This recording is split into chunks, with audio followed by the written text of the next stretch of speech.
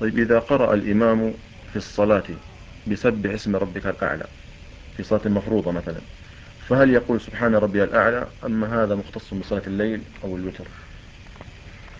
ليس مختصا إذا لم يأتي النص مقيدا له بصلاة الليل.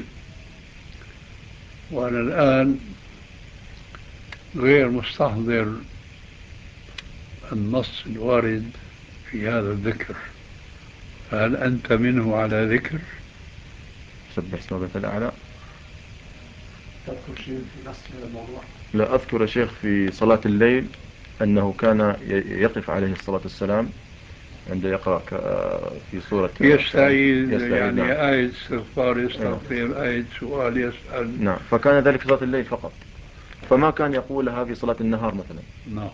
فهل نقول عليكم السلام، هل نقول أن هذا أيضا في سورة سبح اسم ربك الأعلى؟ لا، إذا جاء النص مقيدا في صلاة الليل يوقف عنده، لأن صلاة الليل نافلة، ويتوسع في صلاة النافلة ما لا يتوسع في صلاة الفريضة.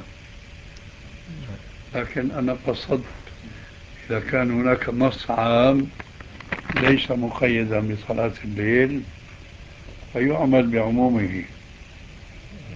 ما يدخل هذا، ما تدخل هذه السورة معها.